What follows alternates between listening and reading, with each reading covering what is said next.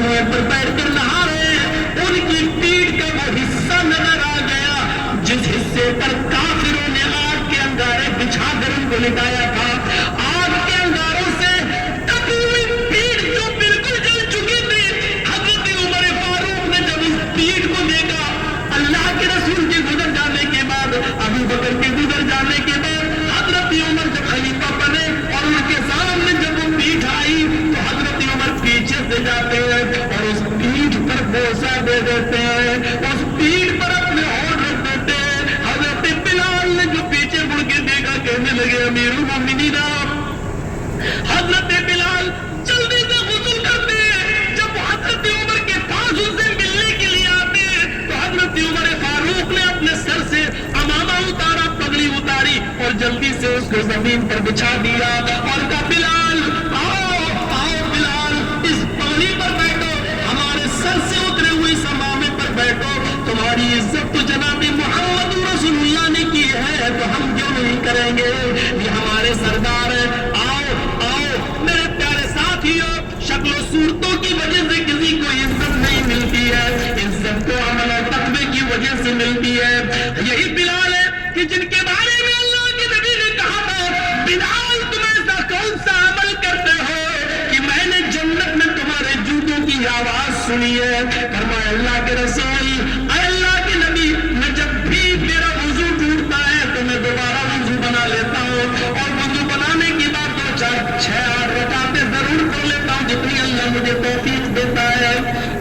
یہ بلال تھے جن کے لیے حضرت عمر اپنے سر سے پگڑی اتار کر زمین پر بچھا دیتے تھے اور کہتے تھے آؤ بلال بیٹھو، جس کی عزت جناب محمد رسول اللہ نے کی ہو اس کی عزت ہم کیوں نہیں کریں گے۔ میرے بھائیوں، کون نہیں جانتا خولہ بنت ثعلبہ کون سی عورت تھی؟ خولہ بنت ثعلبہ وہ بوڑھی عورت تھی کہ جن کی آخری عمر میں بڑھاپے میں ان کے شوہر ابن صامت نے ان سے زہار کر لیا تھا۔ آپ نہیں سمجھ پائیں گے زہار کس کو کہتے ہیں، میں آپ کو تھوڑی سی اسپیڈ کم کر کے بتاتا ہوں۔ ان کے پتی نے اوس ابن صامت نے اپنی پتنی خولہ بنت ثعلبہ سے کہہ دیا تھا انت علیہ کظہر امی، آج کے بعد تو مجھ پر میری ماں کی طرح حرام ہو گئی، یعنی جیسے میری ماں مجھ پر حرام ہے آج کے بعد تو بھی مجھ پر حرام ہے، میں تجھے ہاتھ نہیں لگاؤں گا۔ کوئی پتنی سے اگر یہ جملہ کہہ دے تو اس کے لیے آج تو سزا ہے، لیکن جب اوس ابن صامت نے کہا تھا اس وقت سزا متعین نہیں ہوئی تھی۔ اس وقت اصول یہ تھا کہ اگر کسی نے اپنی بیوی کو اپنی ماں کی طرح کہہ دیا تو ماں ہی کی طرح اس کو ماننا پڑتا تھا، اب اس سے مل نہیں سکتا تھا۔ جیسے ماں کی خدمت کرتے تھے ویسے اس کی خدمت کرنا پڑے گی، اس کے پیر دباؤ، ماں کہہ دیا تو وہ ماں کی طرح اس کی سیوا کرو، یہ قانون تھا پہلے۔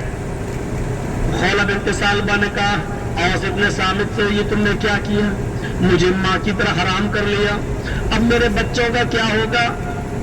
رونے لگی، لیکن بندوق سے گولی جب نکل جائے تو پچھتانے سے کیا فائدہ؟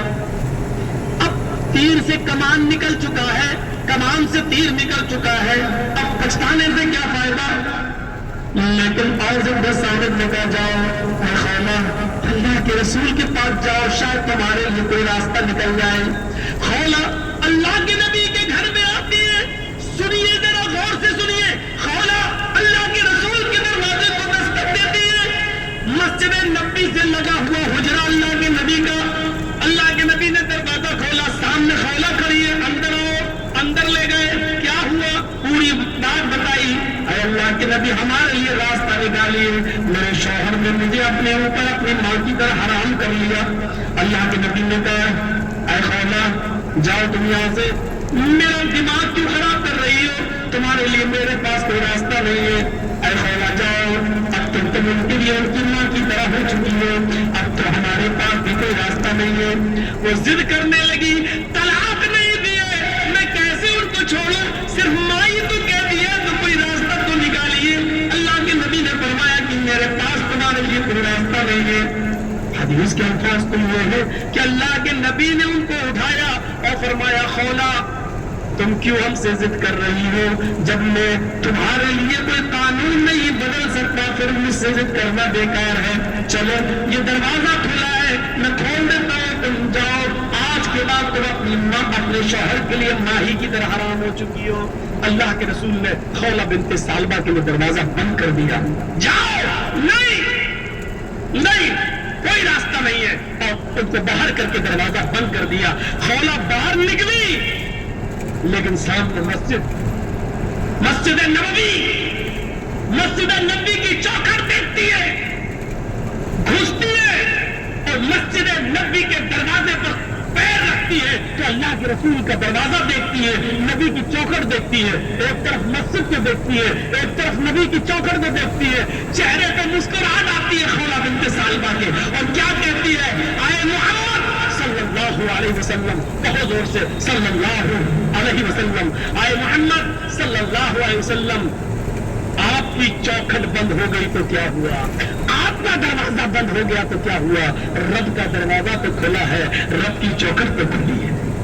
मस्जिद के अंदर जाती है, कुएं से पानी खींचती है, वुजू बनाती है और उसी मस्जिद नबवी में 2 रकात नमाज पढ़ती है। और 2 रकात नमाज पढ़ने के बाद उस औरत ने खौला बिनते सालबा ने अपने हाथ बुलंद कर लिए और कहा, अल्लाह, नबी का दरवाजा बंद है लेकिन तेरा दरवाजा तो बंद नहीं है। इलाहा आलमीन, मेरे शौहर ने मुझसे जिहार कर लिया है, अपनी माँ की तरह हराम कर लिया है। बच्चों को प्यार तो मैं दे सकती हूँ लेकिन खिलाने पिलाने की जिम्मेदारी तो मेरे शौहर की है। अरे अल्लाह, मेरे लिए और मेरे हस्बैंड के दरमियान कोई रास्ता निकाल, मेरे और मेरे पति के दरमियान कोई रास्ता निकाल। तेरे नबी की चौखट बंद, तेरे नबी का दरवाजा बंद, तेरे नबी ने रास्ते बंद कर दिए, तेरा दरवाजा खुला है। मैं तेरी चौखट पर सर रखती हूँ, पेशानी रखती हूँ, माथा रखती हूँ। मैं अल्लाह, मेरी फरियाद सुन ले।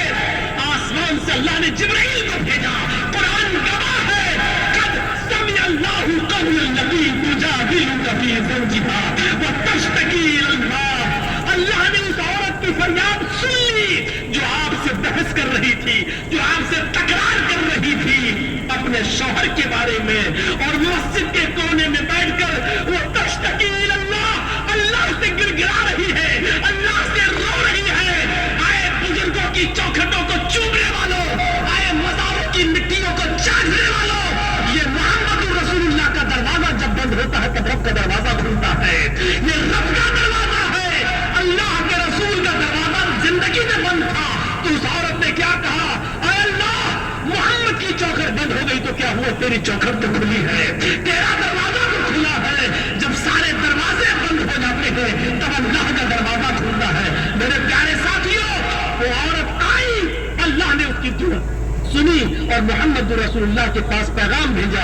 जिब्राइल आए, कहा जाओ उस औरत को बुलाओ जो मस्जिद में अल्लाह से फरियाद कर रही है। अल्लाह ने उसकी दुआ सुन ली है और कानून बदल दिया है। आज के बाद अगर कोई शख्स अपनी बीवी को अपनी माँ की तरह हराम कहेगा तो उसके लिए सजा मुतय्यन कर दी, लेकिन रास्ता निकाल दिया। वो एक गुलाम आजाद करेगा, एक गुलाम आजाद करे और फिर बीवी बना ले। जिसको माँ कह दिया, हल बहुत से लोग कह देते ना, आज के बाद तुम मेरी अम्मा, चल नहीं जाएंगे, जो बोल देते ना, ये मामूली जुमला नहीं है, बहुत खतरनाक जुमला है। अल्लाह के रसूल के लिए अल्लाह ने रास्ता बनाया। उस औरत के लिए क्या कहा, एक गुलाम आजाद करे और बीवी बना ले। और गुलाम आजाद करने की ताकत ना हो तो 60 रोजे रखे, मुसलसल पैर दर पे कंटिन्यू, बीच में एक भी छूटना नहीं चाहिए। बुखार आ जाए, बीमारी हो जाए या कोई मजबूरी हो तो अलग बात है, लेकिन बिना किसी बीमारी के और बिना किसी मजबूरी के एक भी रोजा अगर बीच में छोड़ दिया तो सब बेकार। मसलन 60 रोजे रखना, 55 रख लिए, चलो 1-2 दिन आराम कर लेते, 5 ही तो रह गए बाद में पूरे। जहां एक छोड़ा 55 बेकार, फिर एक से रखो। शहरैन मुतताबिऐन, कंटिन्यू लगातार आपको रोजे रखना है 2 महीने तक, 60 रोजे मुसलसल। शहरैन मुतताबिऐन, 60 नहीं 59 भी हो सकते हैं। अगर 2 महीने 29 के चांद हो जाए तो 58 भी हो सकते हैं। एक चांद 29 का हो जाए, एक चांद 30 का हो जाए तो 59 भी हो सकते हैं। दोनों चांद 30 के हो जाए तो 60 भी हो सकते हैं। तो शहरैन मुतताबिऐन, 2 महीने कंटिन्यू मुसलसल रोजे रखेगा। और ये भी ताकत ना हो तो तीसरा रास्ता, 60 मिस्कीनों को खाना खिलाओ। चाहो तो एक ही दिन बुलाकर 60 को खिला दो, आज 60 को खिला दोगे तो आज ही वो तुम्हारी बीवी बन जाएगी। एक एक करके 60 दिन खिलाओगे तो 60, जब तक 60 पूरे खा नहीं लेंगे तब तक वो तुम्हारी बीवी नहीं बनेगी। ये तुम्हारी सहूलत के ऊपर है। चाहो तो एक एक करके 60 दिन खिलाओ, या 60 फकीरों को एक दिन बुला के खाना खिलाओ, या 10-10 करके 6 दिन खिला लो।